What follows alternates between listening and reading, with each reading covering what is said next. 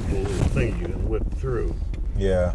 You could study those numbers for years and just begin to get a handle of it. But they're also tied directly to the letters in the Aleph Beit, because every letter has a numerical value, you know. They call it Gematria. You know, Yeah. that's where we get the word geometry from that. Huh. It's has to do with mathematics, but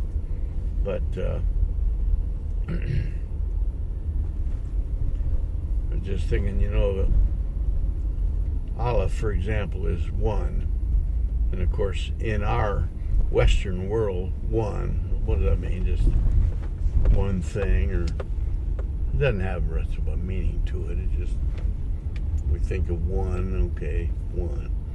But in Hebrew, it is really every letter and every number tells us something about God. In our lesson Sunday, I said, here's a little poem I learned when I was a little kid. 1, 2. What's the next line? 3, 4. No, buckle my shoe. Okay. 3, 4. Shut the door. Yeah, and so on. So we learned those little numbers, and the purpose of the little poem was just to kind of help us remember them. But when we learned that poem, how much did that remind us of who God is? Not at all. Nothing, it just yeah. had nothing to do with that. It was just a fun little poem, and it didn't really mean anything. But in Hebrew, when they learn the numbers, they're directly looking at God. And for example, the word for truth, you know what the word truth is in Hebrew, don't you? Amet. Okay. Amet. Spelled Aleph, Mem, Tav. Amet. That means truth. Well, Aleph means God. So you take the Aleph off of Amet and you have Mate. Mem, Tav. That means death. Huh. Yes, death. So you take God out of the truth. What do you have left? Death. Yeah. You wouldn't get that in any Western definition of the letters or the numbers. It's not there, but it is in Hebrew. So yeah. So that's what we're kind of doing. We're just looking at all these letters and numbers. Look at the numbers first, because that was the idea, but then immediately have to jump to a letter. So those papers I just gave you, they cover 0 and Aleph, and then they also look into Beit and Gimel. That's 0 and then 1, 2, and 3. And the next Sunday we'll be looking at Dalet, which is 4. But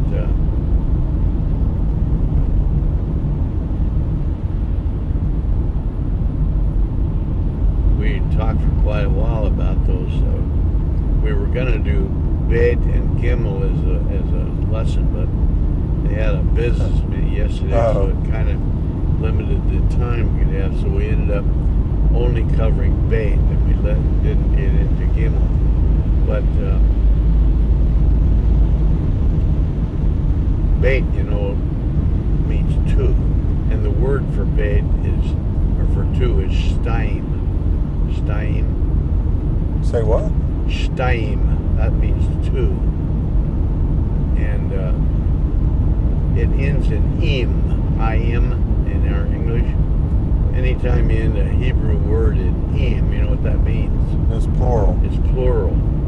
So you see, one is not plural. So the first time you have plural is when you get to two. And what does plural mean? What does that mean? Multiples. What? More than one. Yeah, it means more than one. And anytime when you have one, then no matter how you look at it, that's the only place to look. There's just one. There's no other. So when you're looking at God, if your eyes wander off somewhere else, you're never going to find God, because God is one. You can't find God anywhere else. But when you get to bait, you start getting the multiples. So I mentioned that if you were walking along an unfamiliar, well, those guys, they just got to be somewhere, don't they? If you're walking along a trail that you've never been on before, and you come to a fork in the trail, you have to do something immediately. What? Make a decision. You got to make a decision. You got to choose. Which one do we go to? So the minute you have more than one, you're forced to make choices about everything, aren't you? Yeah.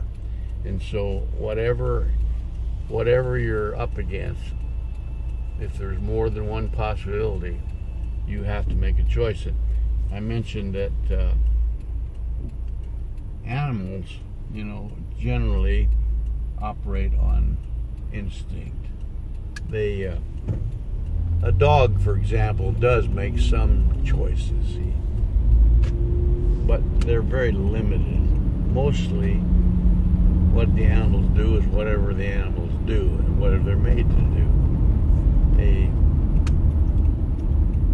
A lion is a meat eater.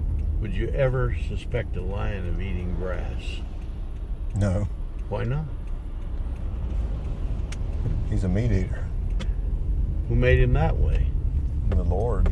So, does he ever decide, I think I'll change. I'm going to eat grass instead of meat today? No.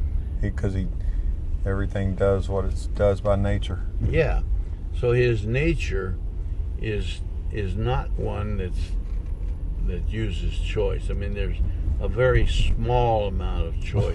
Which meat am I going to eat today? Extremely limited, yeah. Basically, they just, for example, the birds, some of them migrate south, geese, for example. Do the geese have a conference one day and discuss about traveling south? No. How do they know when to go? Who knows? Only God really knows, but somehow or other, they just do. Yeah. They don't talk about it. They don't discuss the issue. They don't make a decision about it. When it's time to go, they just go. There you go. And how do they know where to go?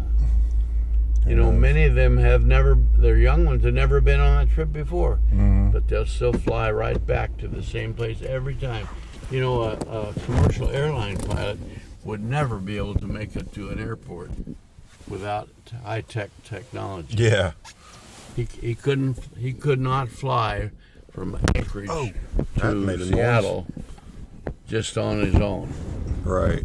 Because it's not in his nature. But a bird can fly from here to Acapulco and land exactly at the same place without any technology whatsoever. So the evolutionists try to explain that, but they don't know, So the whole concept, though, is that not the only, but one way that humans are different from all the other creatures, that everything we do, everything involves choice, doesn't it? Yeah. Why are we meeting on Monday evening? Because we chose to. We chose to, that's why. Nobody told us we had to do this, and other people are not doing it. Why not? They don't choose to. Chose to do something else. Okay, they got other things they do. So everything we do, why do we live in Anchorage? We choose to. Why do some people want to live in California? I can't imagine why, but they do. Quite a few million of them. Yeah. And probably a lot of them are sorry they do, but that's what they are. A lot of people are moving out, too. But they made their choice. And nobody told them you have to live there. They just do. So the letter bait, or the number 2, just reeks of choice, doesn't it? Yeah. You can't even think of the word bait without involving choice. And so that's just one thing about it, and cheers. Yeah. Oh, boy. Pray for my youngins, especially that one. That one. Yeah, that one. That one that gives us... Well, it's almost like, there's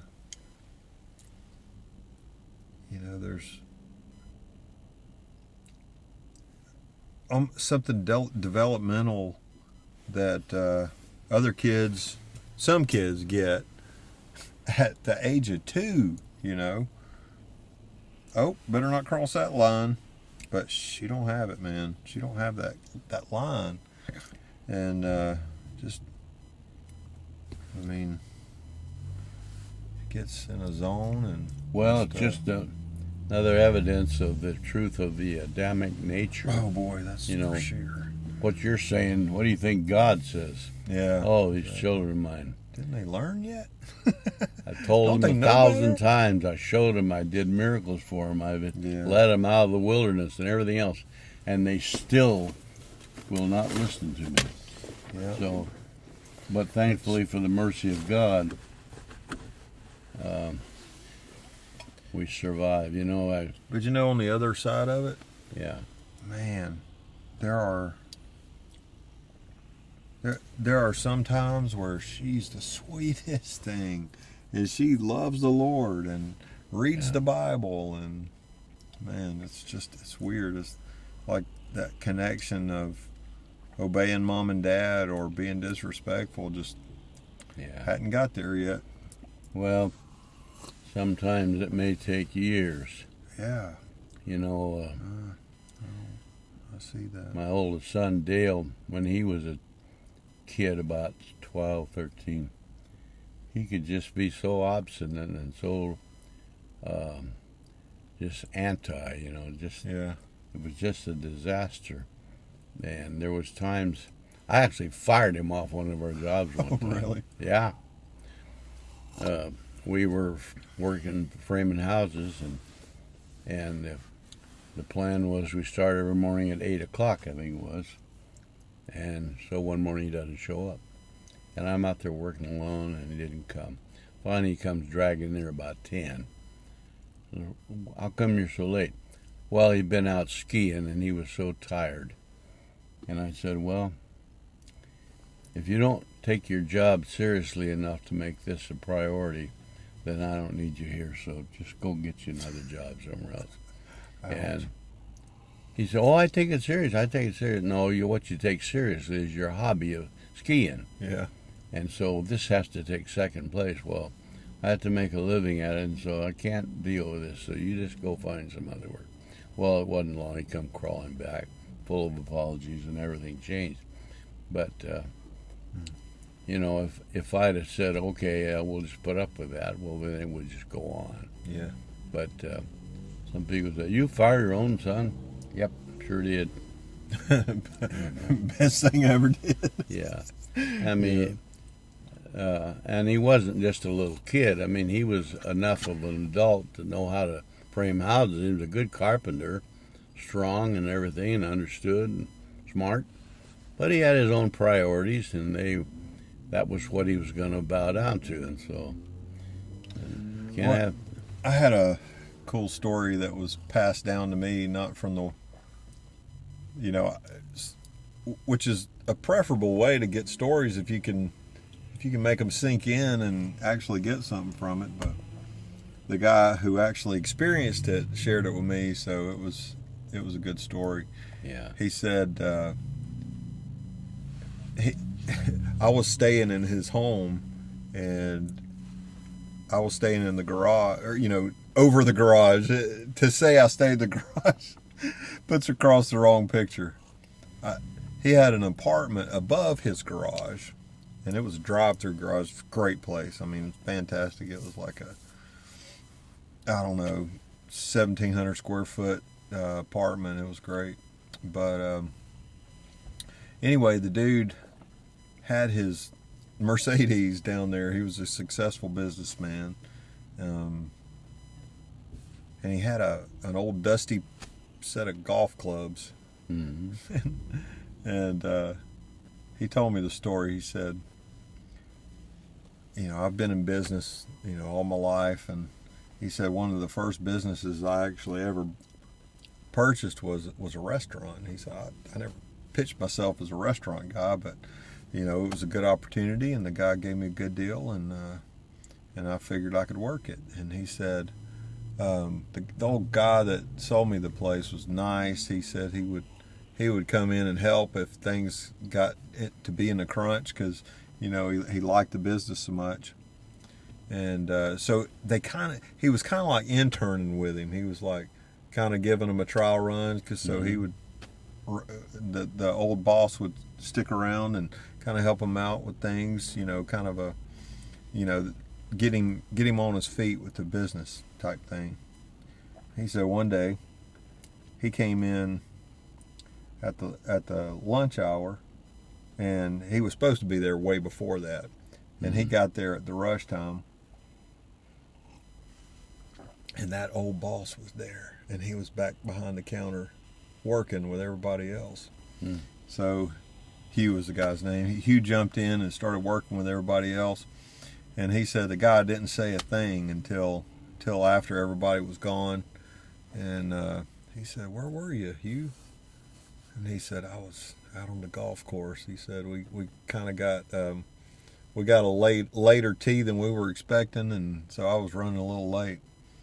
And he said, that old guy, he said to him, he said, "You need to pick what you really want to do with your life, and do you want the business, or do you want to play golf?" Yeah.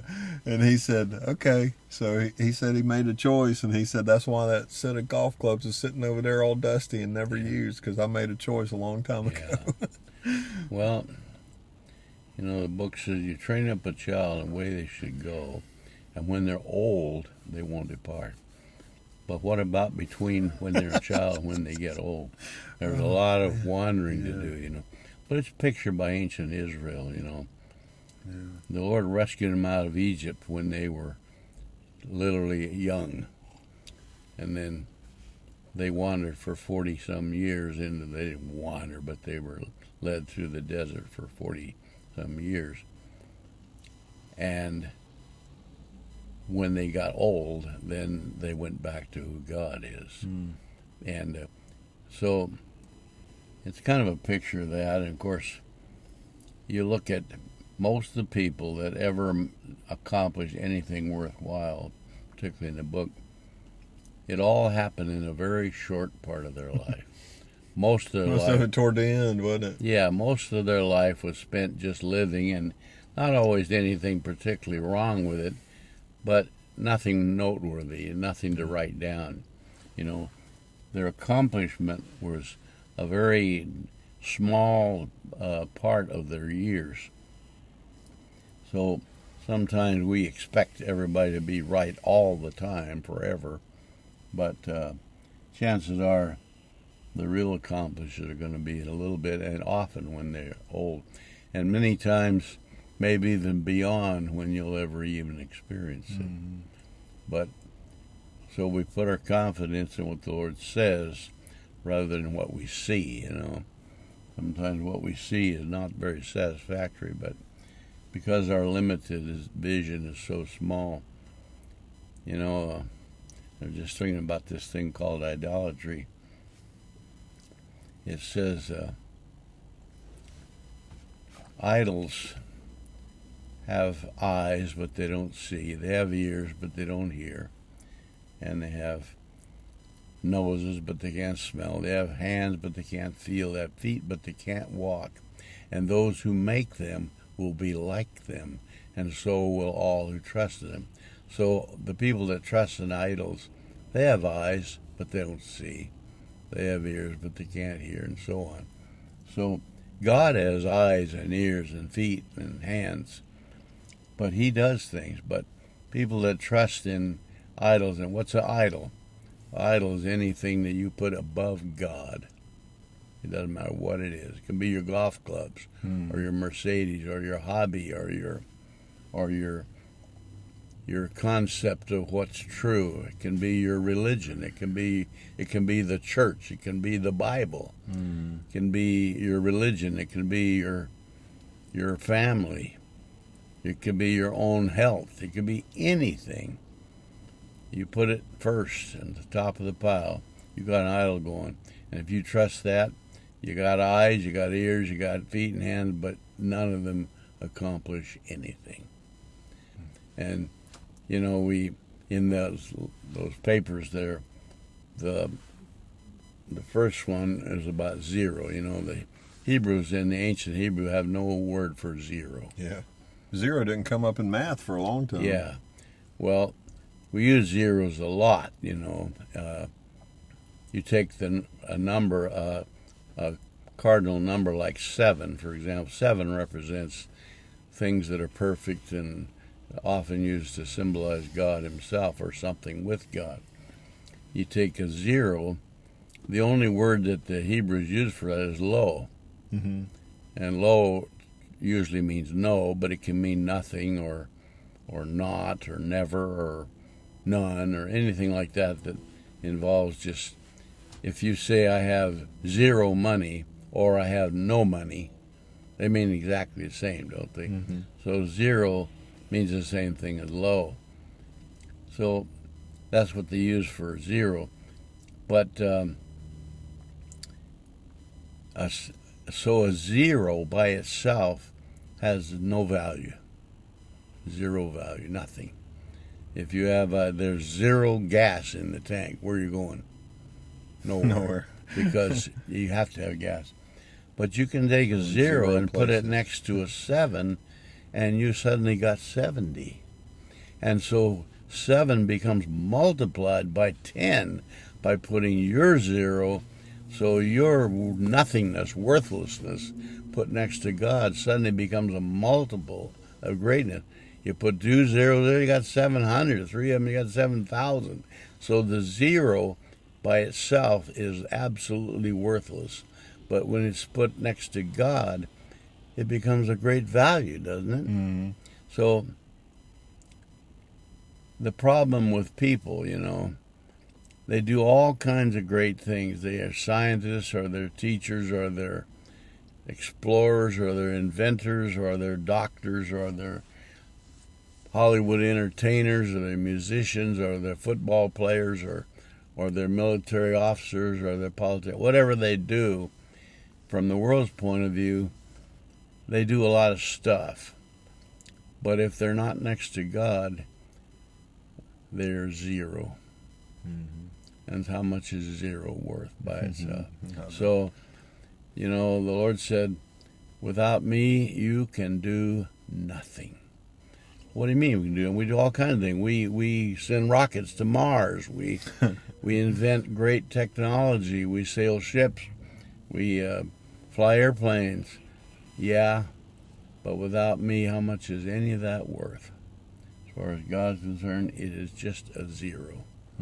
So maybe the reason they didn't have a 0 in the old language is because it was such a disappointing word. Who wants to talk about worthlessness? But the Lord puts it there for a purpose, to show us there is hope even for you zeros. Mm-hmm. You put yourself, or by your faith, you set up next to God, and suddenly your worthlessness becomes great value and wonderful thing. So Well, that's good news. you kind of have to start with 0, because the pride of humanity will always say, well, I am something. Yeah. But the Lord says, without me, you are nothing. So you first have to realize that. Without him, God, you wouldn't even have I am. Yeah. If we don't have God, there's no use talking about what we do, because what we do is absolutely worthless. So there's a purpose for 0. But so that's what we've been talking about. This letter gimel coming up, is for 3. And you look at all the times that 3 is in the book. One that came to mind is Abraham took Isaac to present him as an offering to God. And it says, from where he lived at Beersheba, which is way south of Jerusalem. So they walked all the way to Mount Moriah. And it says, after 3 days, he looked up and saw the mountain. You think there's anything in that? Yeah. There's always something to it. Well, we don't know, but perhaps, had he ever been there before? No. Not that we know of. When he first came from, the first time we heard about him was in Ur of the Chaldees, way over near the Euphrates River. Then he went up north to a place called Haran, where he stayed there till his father died, because father was really running the show. Couldn't go on until father got out of the picture. Mm-hmm. Then finally came to a place called Bethel, which means the house of God. And the place was having a famine, so he went right by that. He was at the house of God. If you're having trouble when you're at the house of God, what do you think you ought to do? Call out to God. Yeah, why not call out to God? But instead, he wanders on down to Egypt, which was traditionally an enemy of Israel. And on the way down there, he comes up with this fantastic tale about his wife being his sister to protect his own interests. How much confidence are we putting in God, who is our protection? He embarrassed himself terribly to the Egyptians, insulted God, and the Egyptians threw him out with utter disrespect. They could have killed him, but they didn't. They just threw him out of the country. Take your wife and go, Mm-hmm. So how much for his testimony to the Egyptians about God and faith? So finally... 0. Yeah. And now we figured out one time, based on all the different things that we think, from the time God first spoke to him in Ur of Chaldees until he came back was about 38 years. 38 years. So a long, long time, half a lifetime, before he finally got back to where God wanted him to be. But then when God told him, okay, now you take your son Isaac, your only son, by the way. He had 2 sons, but God said, no, he's your only there's only one we're talking about. The one that you love. Yeah. And by the way, that is the first time the word love is mentioned in the Bible. Oh, is it? Ahava. Ahava. So the did one you get that message I sent you? Yeah, I did. I got that. The one that you love. Nobody had ever used that word before, at least you don't see it anywhere. But you take him and you offer him to me. Now, the first time God spoke to him in Ur, from the time he finally got around to doing something, was about 38 years. But this time, he says, he got up early the next morning, saddled the donkey, loaded everything on, and headed for Mount Moriah. How much delay was there that time? No delay. Yeah, he got away. right after it, and then there was 3 days goes by. There's obviously a 3-day trek from Beersheba up there. Beersheba, or 3 is 3 days. What's 3 days? Every time you read about 3 days, something or someone is dying. So who? Mostly looking down. You look at the ground pretty much. You look at where you're going, and you're not out there. He wasn't out there, huh? You ready for another cup? Yes. You're not out there sightseeing. This is not a hobby hike. Yeah. This The wasn't nose for to the fun. grindstone. In fact, what was this hike doing to Abraham?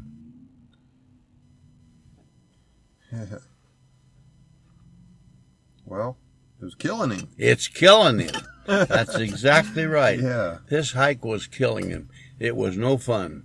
Did he enjoy this walk? No. I mean, it was murder the if whole you time. could look at him, if you could see him, what would he look like as he's walking Anguish. along? Anguish. He looked like a man in agony, wouldn't he? He's got his son with him. Yeah. His son's got questions. We don't hear anything about the son until the son finally asks a question. Yeah. So, does the son look sad? Not really. But he would look puzzled, wouldn't he? Yeah. For one thing, he's puzzled about more than one thing. What are we doing here? Why are we doing this? Has this son ever seen a sacrifice offering before? Probably. Yeah. Well, he's 12 years old or so. A bar mitzvah boy, he's seen sacrifice. He knows what you do as a sacrifice. He knows what a sacrifice involves. He also notices something very important about this particular one. There's no sacrifice. We don't have a lamb. Right. But the other thing is, he sees his father. What does his father look like? Looks anguished. And so is the father telling him why he's anguished? No, not yet. So the son sees his father with this anguished look. Now, Psalm 118, which was yesterday's psalm. Let's go up to the horns of the altar with rejoicing. Mm-hmm. Why rejoicing going to the altar? What do you do at the altar? Giving a sacrifice. Well, then why are we rejoicing? Because it's pleasing to God. That's not why we're rejoicing. Our sin, it represents our sins being taken away. Yeah, we're getting salvation. Yeah. We without God, we'd be useless. We'd be zero. We'd have no hope. But because He is there, we have great hope. So Psalm 118 says, "Let us rejoice together. Today is the day of salvation. Let's rejoice let's sing songs as we go up to the horns of the altar." Now, if you were offering a sacrifice normally, that's what you do. Why wasn't Abraham rejoicing? Because he was losing a son. What kind of condition was he in as he's going along that road? Grieving. More than grieving. He's dying, isn't he? Yeah. And so his son was with him. Now, God had said, "This son that you love," that's weighing heavily on Abraham, isn't he? Yeah. What's he going to do with this son that he loves? Kind of sacrifice. Yeah. And he doesn't really know why he's doing this exactly. Just that God said do it. Yeah. Now, is he arguing with God? Mm-mm. Nope. He's fully committed to it. Yeah. We know he's committed because the first time he talked to God, it took him years to get around to doing what he told. Yeah. This time he immediately set right out, got with it. No delays, no waiting, no nothing. This time he said, "I will do what he told me to do. I don't know why he told me to do it. It's a heartbreak, but I'm going to do it anyway." So when he says, "I will," what does that mean? Means that he's determined that he's going to do it. Yeah, and That's if you his, say, that's his wish. "That's my will." Yeah. That's what I want to do. He turned it into Yes. what he wanted. We have a little song. Some people think it's biblical. It's not in the Bible, but it says, "Whosoever will may come." Mm-hmm. That's not in the Bible, by the way. If you think it is, look it up. There's nowhere in the Bible that says, "Whosoever will may come." But it's a loose interpretation of what the Lord said. "Come unto me, all you who want to." Yeah. So when he says come, that's not a summons, that's an invitation, is it? Mm-hmm. The minute you get an invitation, if somebody mails you an invitation, you must make a choice the minute you look at it. And when you make your choice, what are you doing? Committing. Well, you're saying, "This is what my will is," isn't it? Yeah. I either don't want to go or I will go, whatever your will is. In this case, Abraham had already willed, "I am going to do what God said." But it's a heartache to do it. Mm-hmm. And there's no explanation. Does God tell him why you should do this? No. He just says, do it. And of course, when God tells you to do something, is it required that he explain to you the reason? No. How often do you tell a child to do something and they say, "Why?" No. Lots. And then the answer is, "'Cause I say so," And that's arrogance too, isn't it? Yeah, it is. But, I'll explain it to you if you didn't say why. when God says to do something, the Hebrew word is heneni. Mm-hmm. And heneni, it really means here I am. That's how it's translated, here I am. But it doesn't mean just here I am. It means I am totally at your service, committed to what you say, and I'm already in agreement with you before I even hear what it is you want. When God says to Abraham, and Abraham says, heneni, means before you even say why you've talked to me, I'm already completely in agreement with you. When in Hebrews 10, I think it says, when the Lord came into the world, the Lord sent him here, and the Lord says to the Father, heneni, I am committed to your will without any explanation. I don't need to even know what it is you want. I'm already in total agreement with it, and that's an absolute. It will not change. So heneni is a very powerful word. It's a total commitment to God. It's not based on any question about what the deal was. Just agreement with God. Now, you can't dare do that with anybody else. Right. If anybody says to you, would you do a favor for me? What is it? We always have to say, what is it? Yeah. And you kind of have to say it, because if he says, will you do me a favor? And you say, yes, I'm here to do it. What if he asks you to do something that's wrong, or you don't want to do it? Or you can't do it. Then you got to back up on what you just said. You can't do that. So with people, we can't trust that. But with God, if God speaks your name, you can honestly and safely say, I'm absolutely committed to you before you even tell me anything else. I'm already fully in agreement with you. Whatever it is, I'm ready to do it. No question, no argument or nothing. So if you do that, you've really laid your life down to God, haven't you? Yeah. So Abraham really did that. So as he's going toward Jerusalem, he is a dying man. And why is he dying? Because he's sacrificing his only offspring. He gave himself to God, did he not? He gave his life. Yeah. So he did exactly what Romans 12 says. Here's how you worship. You present yourself as a living sacrifice.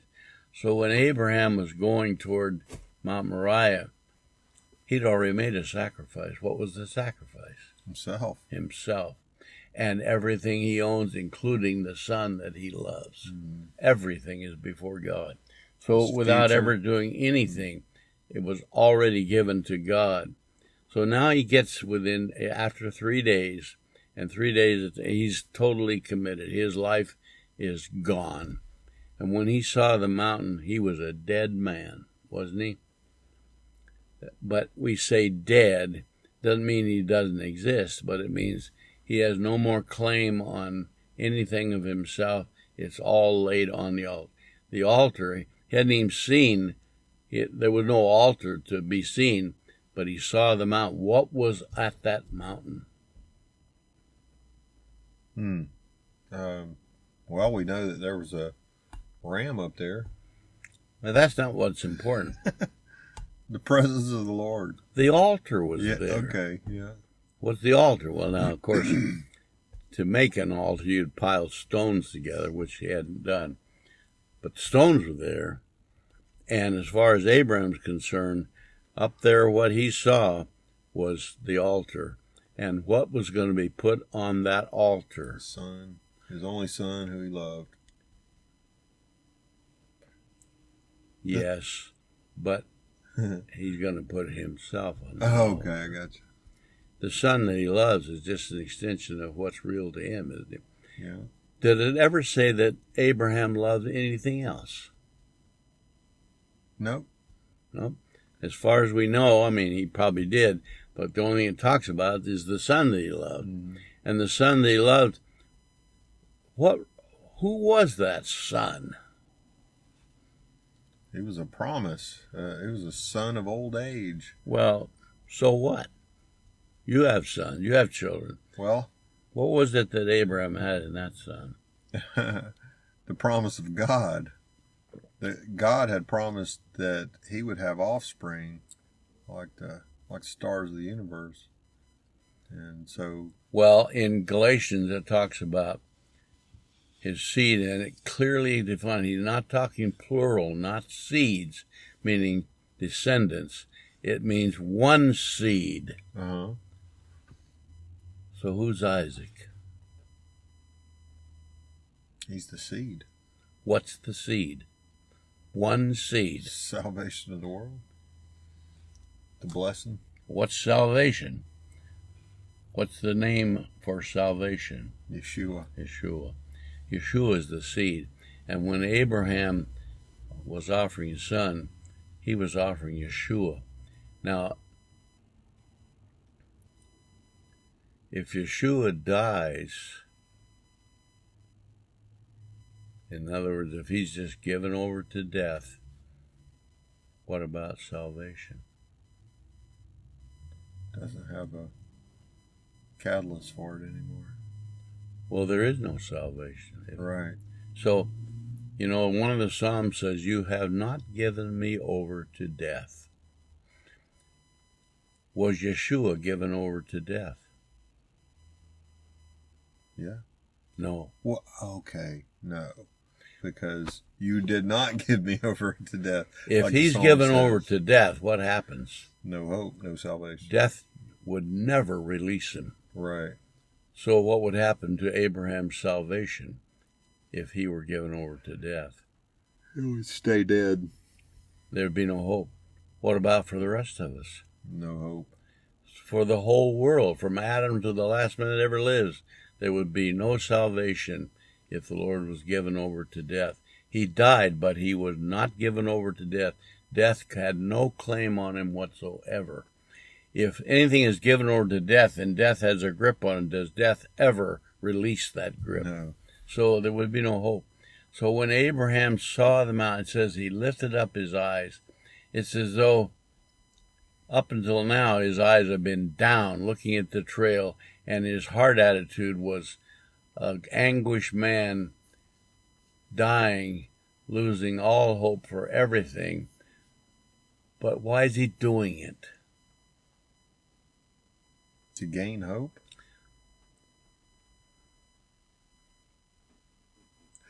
Is he trying to gain something? That's a good question. Well, why did he get up early in the morning, saddle the donkey, load up the wood, and get going? Why did he do it? Why did he do it? Because God told him to. No, that's not why he did it. God told him to leave and leave everybody behind. Drug feet. God told him that, but he didn't do it. Yeah. Well, why is he going to do this? Became his will. His will was committed to God this time. Yeah. Before it was not. It was sort of committed, partly committed, but with a lot of limitations on it. The Lord had told him in Ur, leave your family, leave everything behind and go where I tell you to do. So what does he do? He packs along his father, he packs along his nephew Lot, who ended up getting the best part of the land. He takes his father's idols along with him. Well, he went, yes, God told him to go, he did. But God told him to leave everything. How much did he leave? He didn't leave anything. He brought it all with him, didn't he? Oh, yeah. So that was not a commitment to God. It was a sort of a religious ritual, wasn't it? He kind of did sort of look like he was doing, but the fact is he really was not obeying God. Technically obeying you, God. Yeah. But now, this time, when God said, take your only son, the one you love, and go sacrifice, now what's he doing? He's fully committed. Yeah, he's doing it exactly. And he literally, in order to do that, he laid his own life down. And before he even got to the mountain, he was already sacrificed to God, was he not? Mm-hmm. And so now up till now, he's been looking at the ground. And how does he feel as he's walking on this trail? Determined. He feels determined? Yeah. I mean, since he's committed, but he's downtrodden because he's he's determined. That's. But how does he feel? I mean, feels bad. Is he laughing and happy and telling jokes? And no, he's a miserable, broken man, isn't he? He's grieved. He's heartbroken, but he's totally committed to God. Absolutely, no holds barred, isn't he? Mm-hmm. All right. So, in that situation, in one of the Psalms says, "Why are you downcast, my soul?" How would you describe Abraham? Downcast. Downcast. And the very word downcast, what does it sound like? If you cast something down, what do? You got something in your hand, you're going to cast it down. What do? You rear up and throw it down. You just throw it. Where do you throw it? Towards the ground. On the ground. You throw it down. And if it's something, if you took that thing right there and just took it out and threw it down on the ground, you'd be saying, I don't want this thing anymore. It has no more value to me. And so when he says, my soul is downcast, what's there to be glad about? What's there to think about? I mean, and so that's the picture of Abraham on the way over there. But now when he gets there after 3 days, he lifted up his eyes. What happened when he lifted up his eyes? That's the opposite of downcast. It says he lifted up his eyes and he saw. Yeah. When you're downcast, looking at the ground, what do you see? Nothing much. You just see everything is hopeless, it's ugly, it's worthless. It's the end of everything, isn't it? You're just down. So his eyes, as he's traveling around, he can see the ground, but does he see anything there to be glad about? No, not till he looks up. But suddenly he looked up, he lifted up his eyes, and he saw something. Now, up till now, all he's seen is the trail that's leading to total loss for him, isn't it? Yeah. And does he understand why he's doing this? Not really. But he is doing it, and for only one reason. Why is he doing it then? He doesn't know why he's doing it, but why is he doing it? To obey God. Well, why does he want to obey God? Because he's fully committed. He's fully committed, and he knows for once that I can lay myself out before God even though I can't see anything good. Yeah. You know, that's go back trust, that's trusting right there. Yeah, go back to Psalm 23. What does Psalm 23 says? I'm in the death valley. Mm-hmm. How do you feel when you're in the death valley? Dark and downcast. Yeah, because it's a miserable place. That's the Kidron Valley between the Mount of Olives and Jerusalem. It's one big, huge, long cemetery. If you're in there, doesn't matter which direction you look, all you see is death everywhere. And then, of course, the Psalm describes it. That's just the physical place. But the Psalm describes a place that's beyond the level of physical things, just this attitude of the spirit world. He says, haunts of violence fill the dark places of the land. What are haunts of violence? I don't know, but it doesn't sound good. What do you think they are? It sounds like people hiding in the bushes waiting to pounce on you. Or demons. Demons. Yeah. People can hurt you. The Lord says they can hurt you, but all they can do is kill the body. What about haunts of violence? I mean, they go clear to the heart, don't they? Yeah. And can a haunt of violence ever do anything good? No. I mean, they are only totally evil. And so steal, kill, and destroy. Yes. So haunts of violence fill the dark valley. And that's what you see in Psalm 23. But he says, even though that's the way it is, what? Even though it is like that here, I will fear no evil. I won't fear. Why not? Because you're with me. Because you're with me. And now, we're going through this valley. Now, in this valley, if it's a picture of our present life, if you don't think this place is the dark valley, turn on the news. Everywhere you look. Does anybody know how long this valley is? No. Or how far the trail across the valley? Never ending. Well, it's not never ending. When we're going through something, through is an interesting word. Yeah. What does through mean? It means there's a beginning and an end. Yes. It's not a forever. This is not your home. This is not your dwelling place. It's something you go through. If you go through a tunnel, for example, you go into it and you come out the other end. So through is a passageway that has a beginning and an end, doesn't it? Mm-hmm. So he said, we're going through this valley. Now, we don't know how long the trip is. Who knows how long you're going to live in this present situation? We don't know. People die every day. Some of them die at early age. I just read in the news today some woman stabbed a 5-year-old girl to death. Right. And her own daughter. Oh, man. I mean, it's just, here's a little child. We don't know anything about him, but lived for 5 years. So we don't know. Other guys live over 100. I mean, it's just who's to say. But however it is, there is an outside into it. So, but while we're here, all around us is haunts of violence. All around. And those haunts of violence, if they could, what would they do to you? Haunt you to death.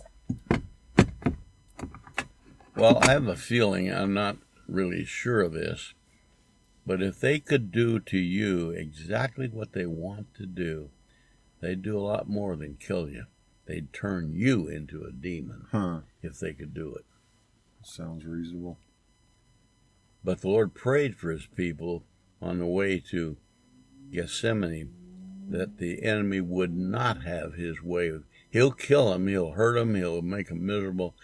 But if he had his way with you, he could turn you into a demon. That's kind of how I see it. Yeah. But that can't happen. Why not? Because he's with us. The Lord says, I have prayed for you. And he says that won't happen. A lot of bad things will happen, but you will get through this dark valley no matter what they do to you, because they can't take you into their death realm. They can take your life in this present situation. They can hurt you. They can make your life miserable, but they cannot have their way with you, because the Lord puts a limit on that. And so remember, it's pictured by Job. The enemy attacked Job in terrible ways, but everything that happened to Job was under a definite set of rules that God set up with him. You can do this much, but you may not cross that line. If God tells Satan you can't cross that line, then what'll happen? If God said it. If God says to Satan, which he did, he will not cross that line. He'll go right up to that line. Yeah. As far as he can go, but he dare not go one more inch, right? Because God says no way. So when God says, I pray for you that he will not have his way with you, he'll do everything he can, but he will not have his way. So the end result is that the enemy loses, right? Yeah. You look at Job as a perfect picture of it. How does it come out for Job at the final end? Okay. Not only okay, but even better than it was before. Yeah, double his possessions were doubled, and everything about him was great. So he's a picture of the Lord's limitations put on what the enemy can do. But here's Abraham, of course. He's totally committed to God. He's in agony. He's in pain. And he doesn't even know exactly why he's doing this. It's just that this is what God said to do. I'm committed to that. And all he can know is, well, in Isaac is my salvation. He sees down the line from Isaac that the Messiah will come from him. Is that right? So Isaac is the Messiah to him. Without Isaac, there's no Messiah. Without the Messiah, there's no hope for anybody, is there? Right. So Abraham's death was not only his own commitment to God, but he's even committing his eternal destiny to God, isn't he? Yeah. Everything is laid out before God. How could he dare do such a thing as that? He's fully committed to God. Well, he had to somehow realize and believe that God will work a miracle, won't he? Yes. In fact, it And says... he said that. Later on, the apostle wrote, Abraham tried to figure out how it's going to work. If Isaac dies, there's no salvation. But God says there will be salvation. So what has to happen?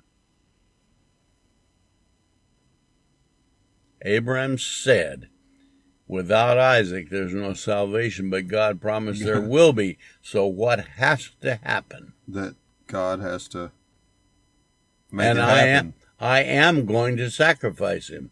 So what must happen? God's got to come through and give him life. Says God will raise him from the dead. That's the only thing. He just has to do it. Now, technically, he was wrong.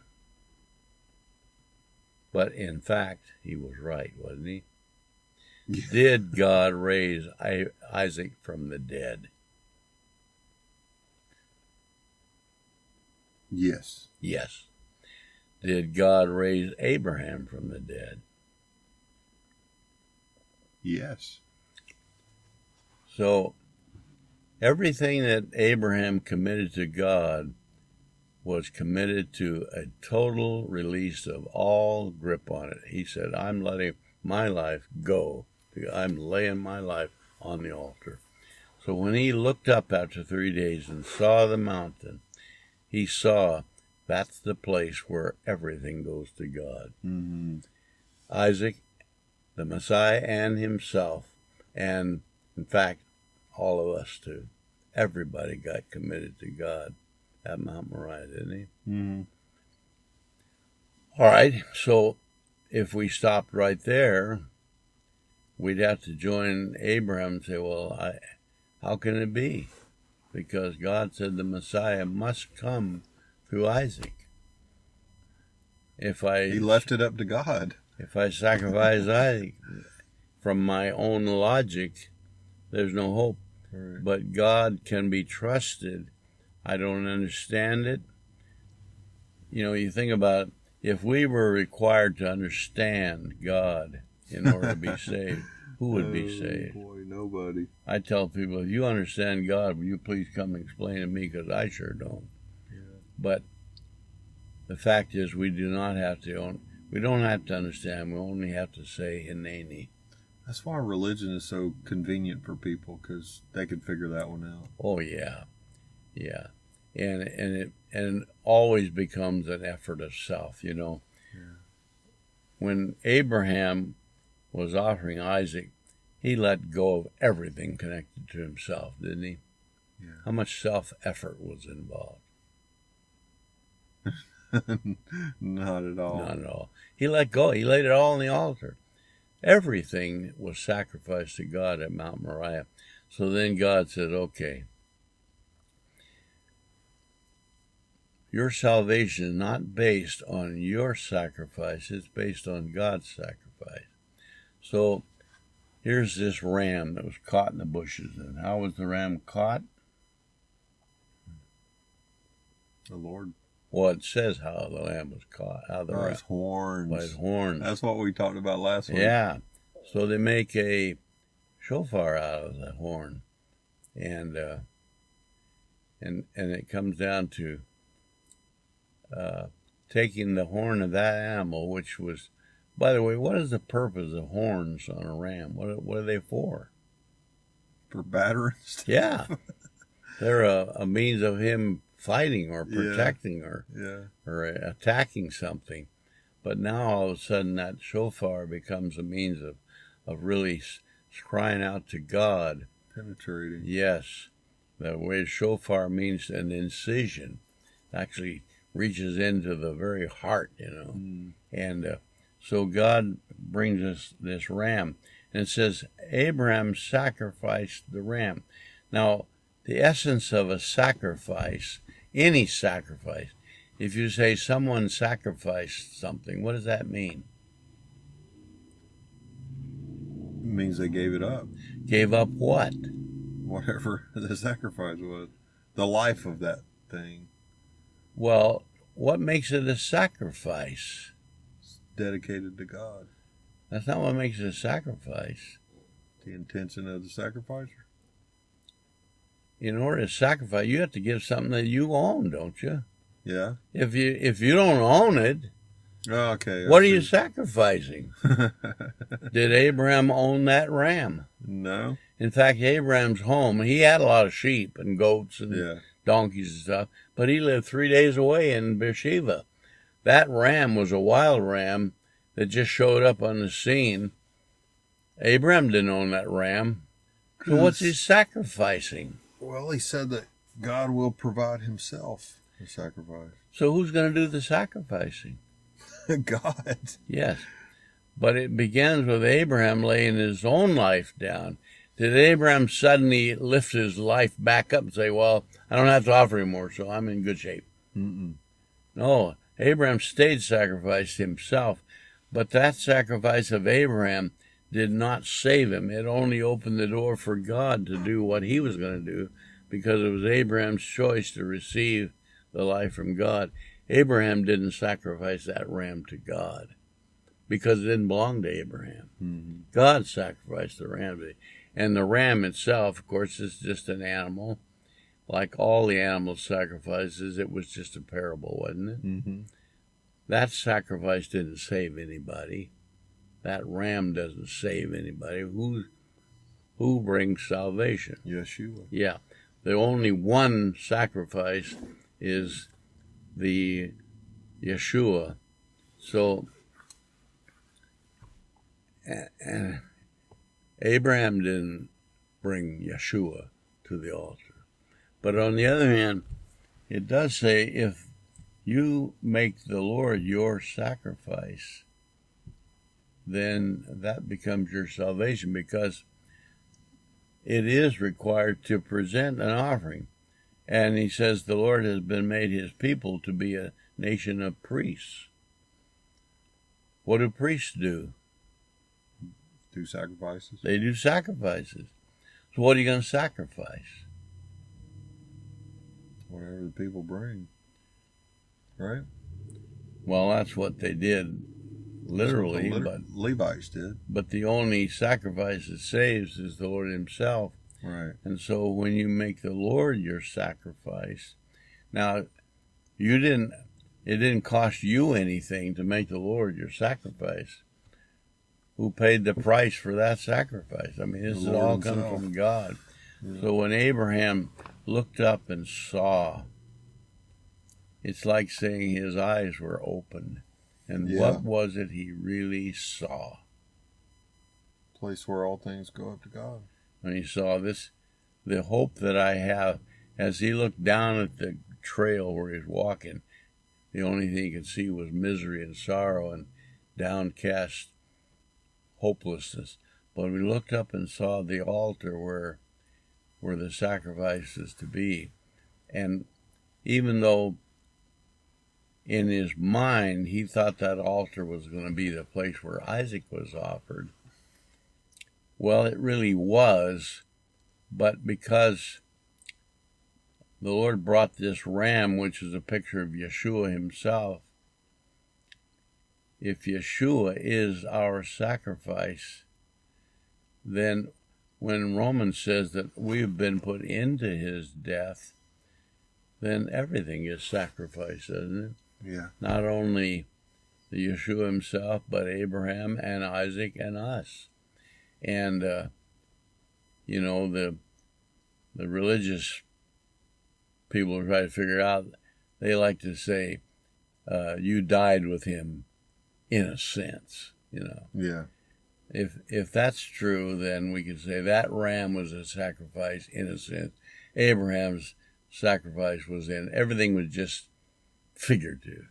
So if that's true, then salvation is just figurative, isn't it? Tell that to the ram, right? Yeah. So, the one thing we begin to see about all this is that salvation is real. And when God says there is sacrifice, it has to be real. It can't be figurative or in a sense, And but we, are in our limited humanity, the only thing we can really comprehend is things that we can see and feel and with our physical senses, It's very hard to comprehend things beyond that. But, a popular thing among people, they talk about the spiritual situation. They'll say, for example, I won't be coming to your party, but I'll be there in spirit. What does that mean? It means I won't be there is what it means. But, it's a nice way of copying out. I'm not coming, but I want you to know I mean well. There in spirit. Yeah, I mean I like well. you. I mean well, But I'm coming to your party, but I like you. Yeah. So it's just a useless word, isn't it? So this being there in spirit, it doesn't mean a thing. But we do realize that there is a realm of living far above the level of mere physical life. We use this word death a lot. And when the world uses the word death, what do they mean by that? What's death? To the world? Yeah. The end. It's the end of it. You cease to be. You stop being. But, people are created by God. Nobody stops being. Everyone lives forever. Right. The Lord clearly pointed that out when, in that story about Lazarus and the rich man, they both died. They went into the place of the dead. And what was going on there at the place of the dead? Was everybody just laying there cold? No. They were quite aware of what's going on. Yeah, there's quite a story there. Yeah. Some were in rejoicing and in comfort, some were in misery. But nobody was gone where they were there. Right. When would they cease to exist? There's no end to that. Yeah. But in our limited vision of what we call life, which is everything just based on the physical realm, we think when someone quits living the physical, it's the end of everything, Well, that's not true. It's just that you stop living in this very temporary situation and you move into a realm that's above our level, which we can't really comprehend it, but we have to just say, well, I don't know what it is, but that's what God says it is. So one of these days I'll get it. Right now, no, but it's still true. Thankfully, it doesn't require me to understand it. I do not understand it. Do you? No. What's this so-called spirit realm? We don't even know what that is. But, it says God is spirit. When, back to this letter Aleph, which is a symbol of God, the one God. Aleph is, in the Hebrew, Aleph Bet, is called a silent letter. Yeah. There's two silent letters, Aleph and Yud are silent. In other words, they have a place, but they have no word. They don't say anything themselves. They just represent something. But Aleph represents God. So, in Psalm 19, it says the heavens declare the handwork of God. And then it goes on to say, night after night they speak, and yet no sound is heard from them, no words, and yet the whole world hears what they say. Well, you look up the stars, do you hear anything? No. But are they real? Yeah. Do they speak?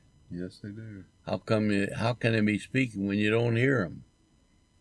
Well, light gives frequencies and frequencies. Because they're a silent letter, like Aleph. Ah.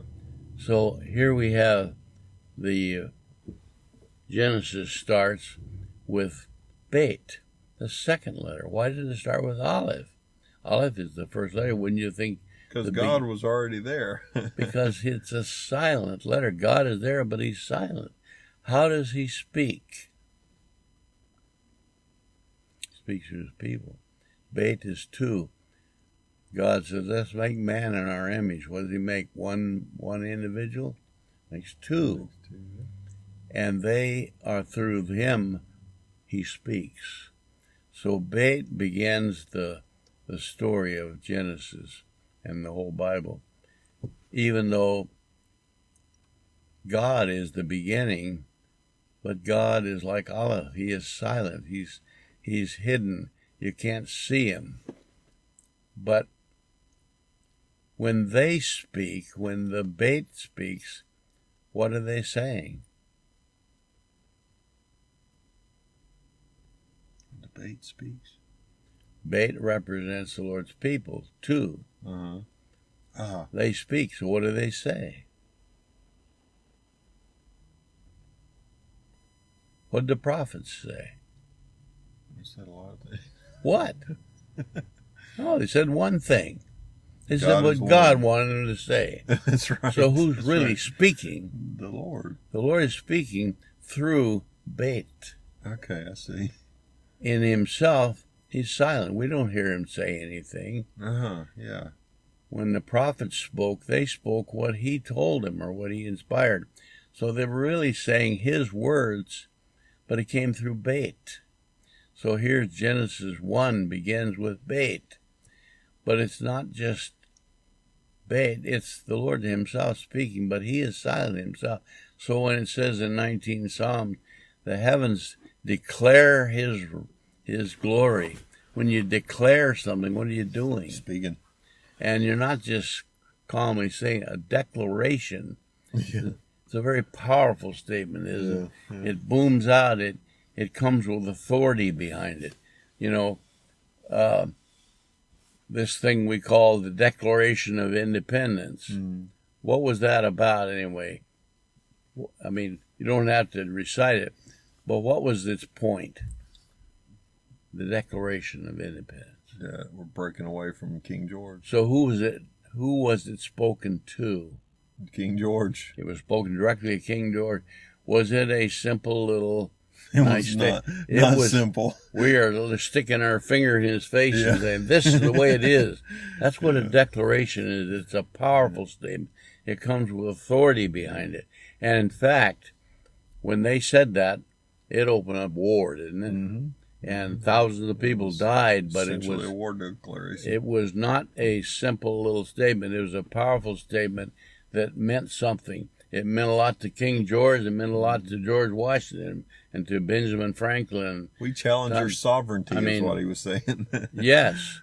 It shook the world, did it not? Yeah. So when the heavens declare the glory of God, they are booming out a tremendous message, and yet no sound's heard from them. So if we're going to understand what they're saying, we have to understand what God spoke through the prophets and the apostles. That's Beit. The Lord's people are the actual voice of God speaking out. And and Beit is a house. Yes. And don't you know you're the temple of God? Yeah, and the other thing about that, it means a house, but a house doesn't necessarily mean a structure. If you use the term like the house of David, you're not talking about a building that David. People. You're talking about his lineage, his people, his family, or his descendants.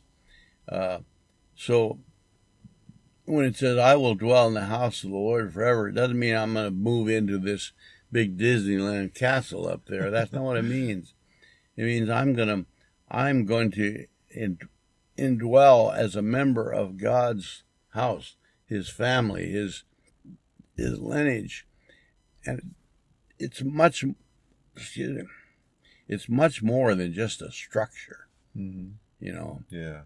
Because many times we're going to dwell in the house, or what's the house of the Lord look like? Some beautiful big building with streets ivory. of gold. Yeah.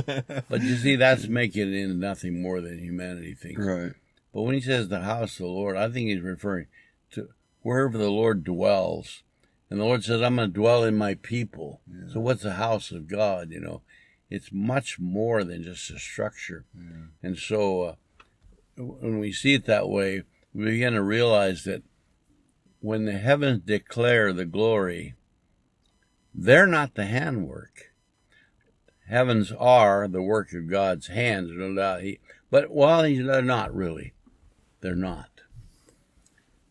It says God spoke and they came into being. Yeah. What's handwork involved in that? It's his word. He That's just right. spoke and they appeared. But he did do some handwork. What's the most important thing he ever did with his hands? Put him on the cross. That's it. He came to this world to be a sacrifice in order to save, and it involved handwork. Yeah. Creating the universe did not involve handwork. It only said he spoke and they appeared. So when it says the heavens declare the handwork, they are not the handwork. They're the messenger doing the declaring. And so what are the heavens really saying? They're making a declaration. What are they declaring? The Lord is one.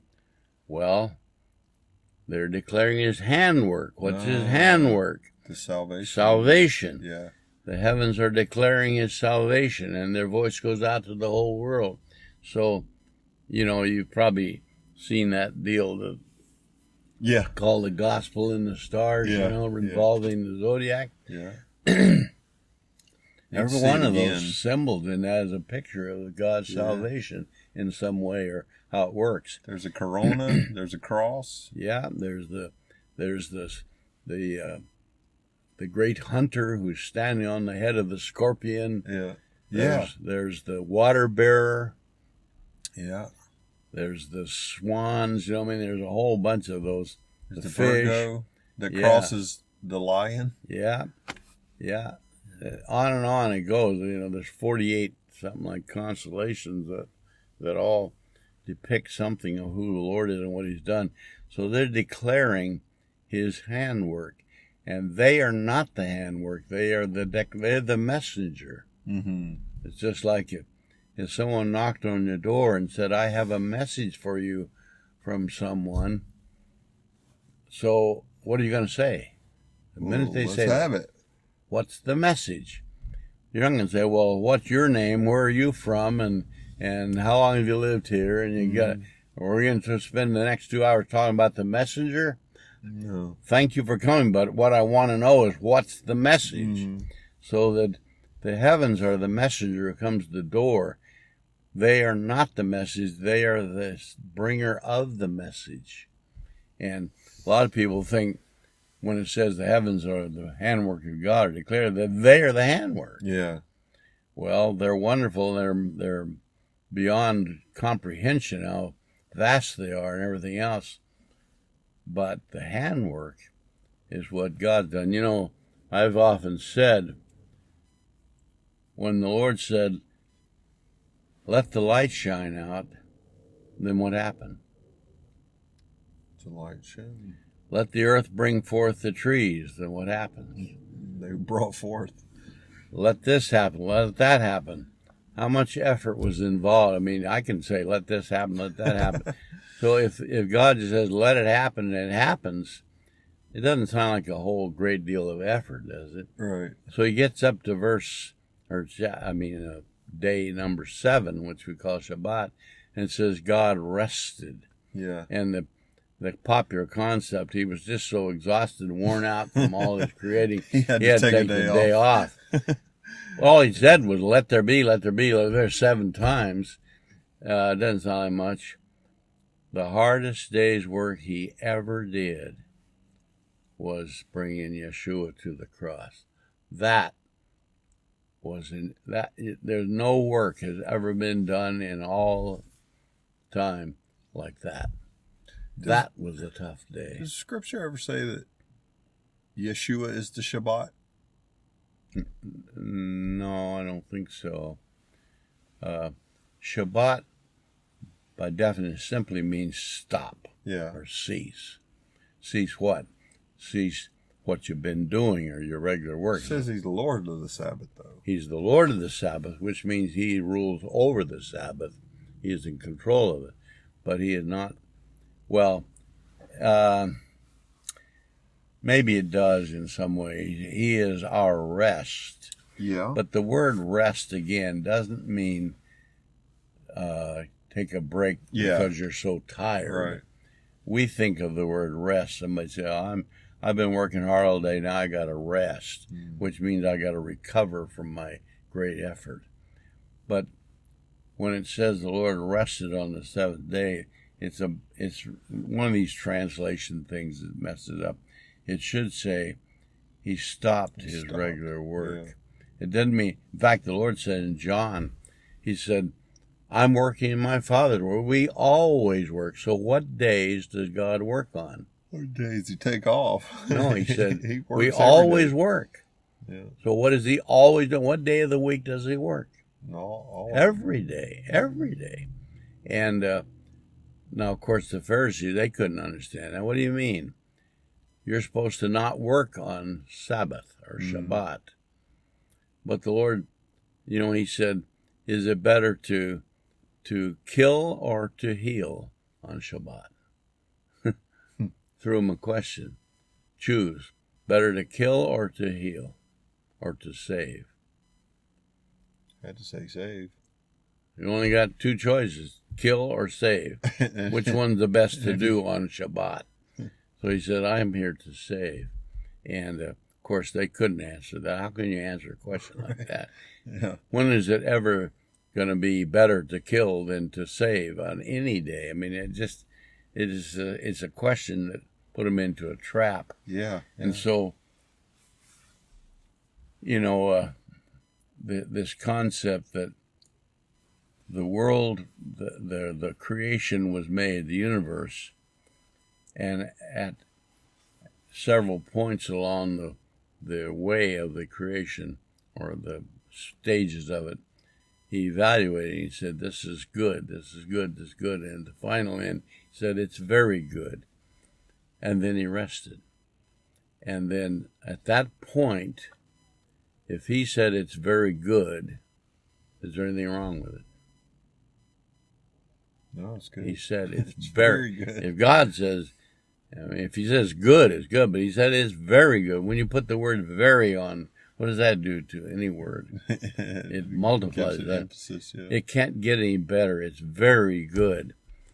So there was nothing wrong with it at the end of his creation. What happened on day 7? Had to bail everything out again.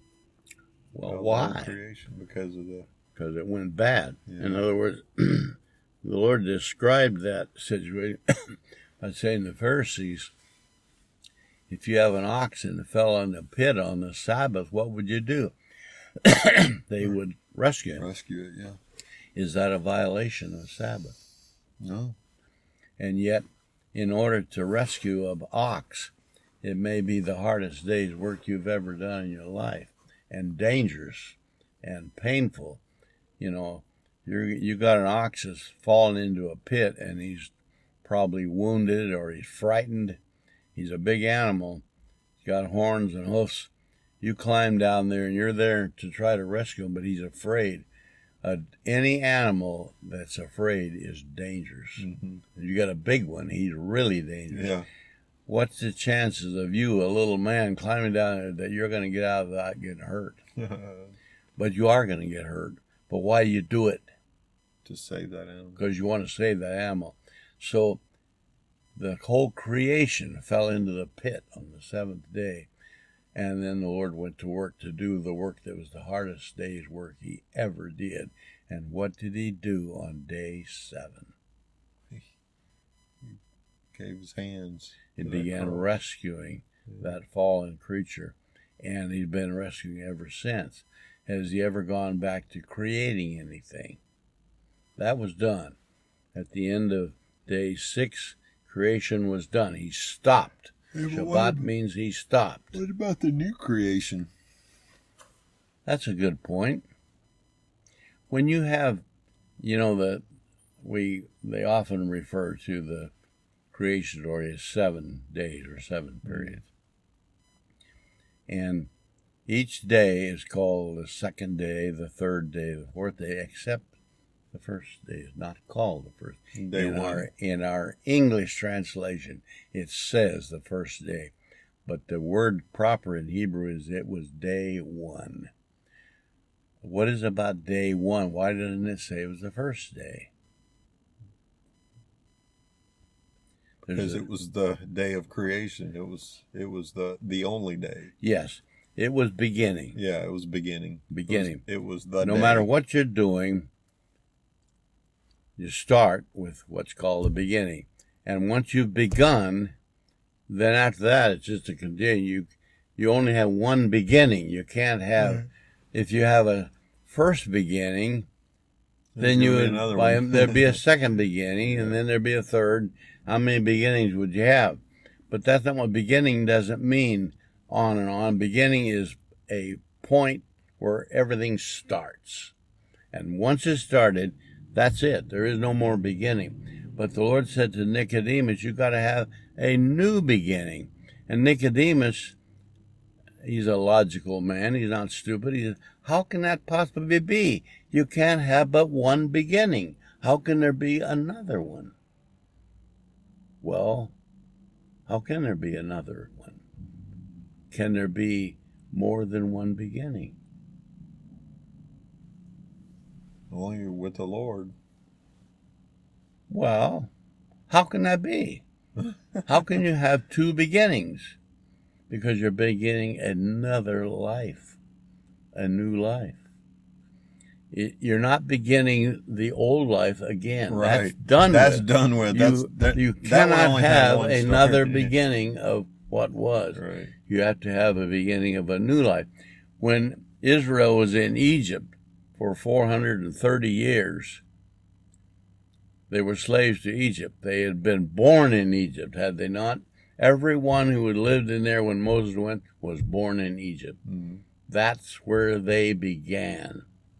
All right, now when they crossed they first had the Passover and then ultimately to the Red Sea.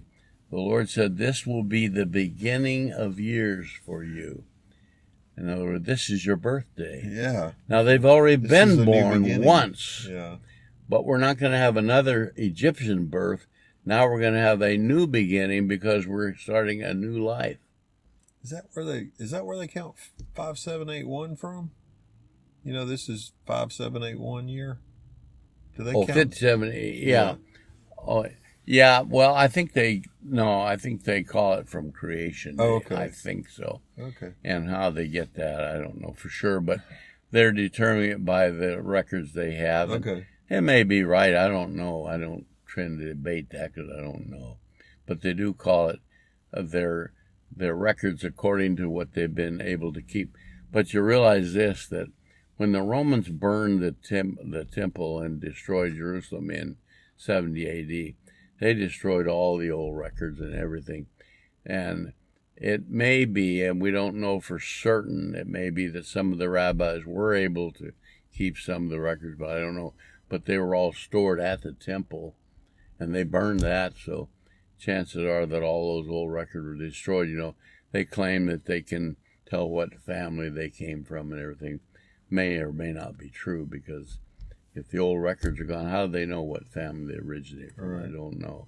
So, you know, there's a place we just read the other day in, where is it? In Psalm or Proverbs, where it'll say, in the register, it'll be written, this one was born in Zion. Yeah, that's a psalm. All right, Psalm. This one. Well, written in the register. Now, the Pharisees would say, well, we got the register. Mm-hmm. But I think he's referring to something God refers to. And it doesn't refer to the physical country of Israel. It refers to being born into God's Zion, which is the place where God really... The word Zion is one of the titles for Israel, but it means... it really literally translates a monument. What's a monument? It's a memorial stone of some sort. Yeah. And what's the purpose of a monument? To be a reminder of... Yeah. a reminder of something important. So Zion is a way of looking at Israel, recognizing that God himself is the king and that they're his people and he's in charge. So to say that someone was born in Zion is to say they're born under his dominion and recognize that he is the king and so on. So, any Jew would say they're born in Zion. But I think that when he says in that psalm, this one and that one were born in Zion, he's referring to a recognition that God himself is the king. And of course, the Gentiles who are grafted into the promise of Abraham have the opportunity to also become the Lord's people. So if they are, then where were they born? Zion. In Zion. Now the Jews would have a very hard time accepting that. Oh no, it's not what it's talking about, but we recognize there is, like the apostles said, there's earthly Israel and there is heaven or a spiritual Israel. Again, that word that's hard to understand, but it goes beyond mere human level of, you can't measure spirit Israel with DNA. It doesn't affect that. They make a big deal about the Judaism DNA, and because they want to hold on to this physical relation, and that's fine, but it's limited because it all ties down to this ground. So I think when the Lord says this or that was born in Zion, he's talking about this being born into his kingdom. And it's pictured by ancient Israel. When they came across the Red Sea, they were a new life. He said, this is the beginning of years for you. Though we've been living, ever since Jacob was living, more than 400 and some years. But that was the old life. And that had its beginning and it's done with. Now we have a new life and a new beginning. Yeah. So we're not beginning the old one again. You can't do that. You can't go back and begin again. God said that was done with. So back to Genesis when it says the evening and the morning were day one, but they translated, sad they did, the first day. And you just see how that translation just destroyed that whole concept. Because when you have the first of anything, then by implication, well, what happens after the first? You keep counting. The second. And after the second, and it's just like God is not the first God. He is the one God. If he's the first God, well, then there must be a second God. If there's a second God, there's a third. How many gods are they? I mean, there's no end to that, because he is not the first God. He is the one God, and creation was not started on the first day. It was started on day one, or one day. And you notice that it says in the end, it refers several times to the day of the Lord, and that day. The minute you say that, if you say there's a whole bunch of cars out there, but if you say let's look at that car, then what happens to what we just did? And they herd it down. There's one car. What about all the other? Forget them. We're only interested in that one. We're back to the day car number one. See, so it's when reflective of day number one. When he says that day, he's referring to a new beginning. See, you can't have one of those days, because the minute you say those days, then you got lots of them. But when you say that day, if you see a bunch of men walking across the lot and say, I want to talk to that guy, what about all the others? Forget them. We don't care about it. We're only interested in this one guy. Because the minute you say that, you've got it down to one, don't you? So when he refers to that day, it's like he's talking about another beginning day. So when he said to Nicodemus, you have to have a new beginning, that's what he said, wasn't it? Nicodemus couldn't comprehend it because he could only think of this physical creation. The Lord said, that which is flesh or human or physical is physical, but that which is spirit is another thing. So I'm not talking about that physical. We already had that one. I'm not telling you have to have another one of those. I'm telling you, you have to have a beginning in a realm that you haven't even understood yet. Did Nicodemus get it? Maybe eventually. Not maybe did or maybe didn't right then, but he did eventually. He did because he was right there with him. And the first time we read about Nicodemus, he went to. Why did he even go to meet with the Lord that first time? In John 3. Why did he go? Because he was seeking the truth. He wanted the truth. Why did he go at night? Because he was also watching his. He was afraid. Watching out for himself. He was afraid because he knew what the other Pharisees say. Yeah. All right.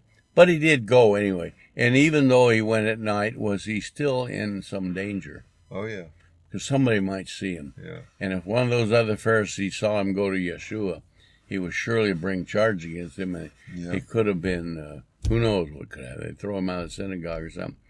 But the next time we read about him is when he and his friend Joseph of Arimathea got permission from Pontius Pilate to give a reasonable or honorable treatment of the body of the Lord, and they went right straight to the government at broad daylight, 3 o'clock in the afternoon.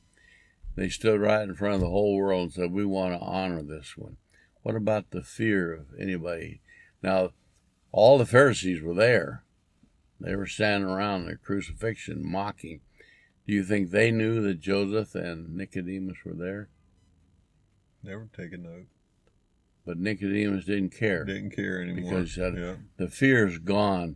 What took the fear away? Because he looked up at the mountain and saw. And what does the book say about perfect love? It casts out the fear. Yeah. So that fear is gone. So it tells us this. He got what the Lord was saying. And, of course, Joseph was also a Pharisee, and he was a rich man. And he had this tomb, that he had dug out for himself. My guess is it would be an expensive thing to have a tomb dug out. They really carved it out of the rock cliffs, and he'd have to hire rock guys to go in there and do that, and make this doorway in the stone, roll all this kind of stuff. Very expensive operation. And he was a rich man. Do you think after he committed himself to the Lord that something may have happened to his riches? We don't know. It doesn't say any more about him. But you know that he took a side that was at enmity with the Pharisees. They were rich because, and by the way, being a Pharisee was not a paid position. Right. They did not get paid. In fact, all of them were tradesmen. You know, the Apostle Paul, as Saul of Tarsus, was a Pharisee. What was his trade? As far as we know, he was a tent maker. That's how he earned a living. Well, you don't get rich making tents, do you think? How do you get rich? Being a Pharisee. Well, what do they do to get rich? They're the keepers of the religious stuff. Well, how does that make them rich? Greasing the palms. Well, you can be sure that everything they did involved collecting money. Yeah. You know, at the pool of Bethesda where the Lord healed a lame guy, the Pharisees were right there. Yeah. Why did they make such an uproar over a guy carrying a mat?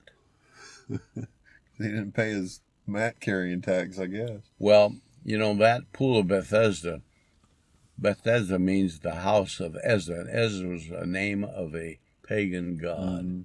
It's just close to the sheep gate, not just 100 yards or so away from the sheep gate. It's very near the sheep gate, but the Lord's people come in through the sheep gate. So I can picture this place almost at the sheep gate, but not quite. And the enemy almost say, there. "This is close enough. Come in over here." Yeah. Now, and many people went there, and the only reason they went there was to get healed from whatever their disease was, right? Yeah. But only one guy ever got healed, and that was only on unknown occasions when some weird angel would stir the waters. The most agile one, the one that needed the healing the least, was the first one in.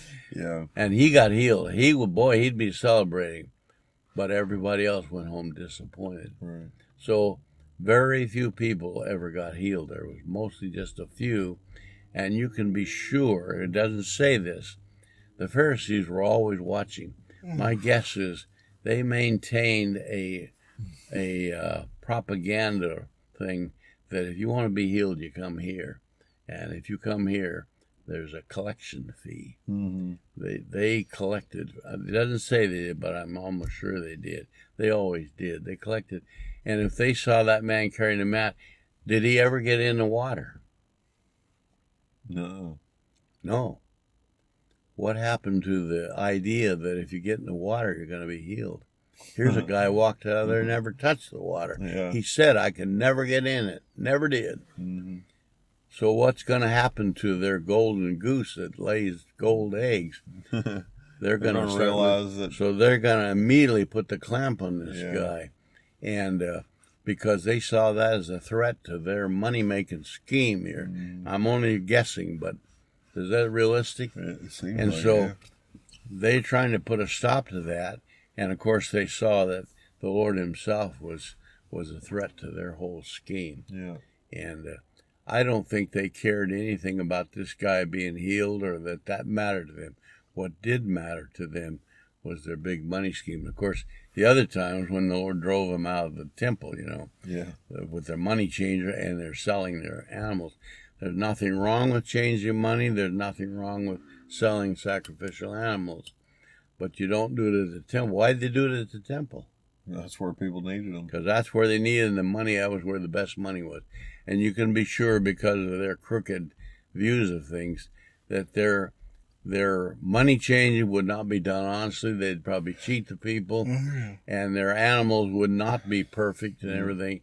They'd be doctored up to look perfect. Mm-hmm.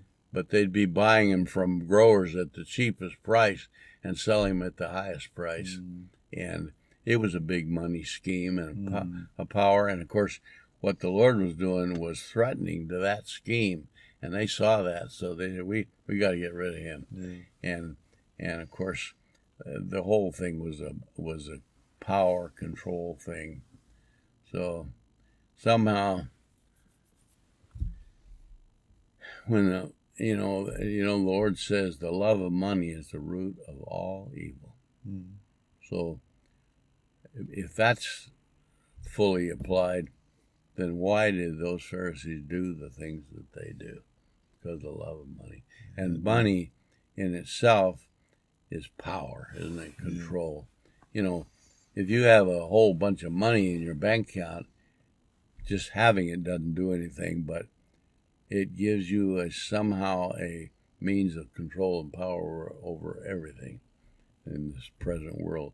So I have a feeling that money was behind almost everything they did, And, of course, as a result, look at what happened. But the same guys who proclaimed that they were teaching the Torah and everything, the same guys screaming, crucify. Mm-hmm. So, well, what do you think? Should we call it a day? Here's what I think. I think we should crank up and sit First, here for a few start minutes. this and get the... I say we sit here for a minute so we can get this. I'd like to be able to see where we're going. Yeah. In case we want to go anywhere. Okay, well. Let me know before you drive away. That way we pick up that recording thing. Oh, get your those papers that I left for I'll get them in the back seat. Yeah, they're in the back. Yeah. Be sure you get them. And you're going to try to, or you're going to, not try, you're going to fax them or send them, however you do it, to Nathan. Yeah. I'd appreciate that if you'd do that. Yeah. And hopefully we're going to keep doing this number study for a while. I don't know how far we'll go with it, but we can, I don't think we'll go to number 400, which is the highest Hebrew letter or number. Yeah. But, when you think about it, the Hebrew numbers go from 1 through 10. Uh-huh. In our English number, our Western way, we go from 0 through 9. Yeah. And every other number is a combination of those numbers. Right. 100 is 100 or whatever. So the Hebrew numbers, if you go from 1 through 10, you've got the meaning of the numbers. Then after that, it's just multiples of that, pretty much. But my plan is to make these printouts like this because they're notes that, because you try to explain this to people, they forget 3/4 of it, but if you got something they can look at and read, it helps them remember. Yeah. And it was one thing I was going to ask you. If you notice on there's little drawings of the letters, and those are hand drawn. And is there a way I can get on the internet? There's very good print pictures of Hebrew numbers and letters. Oh yeah, we can do that. Can we somehow pull them out there and print them on the paper? Yep. Okay. Already done.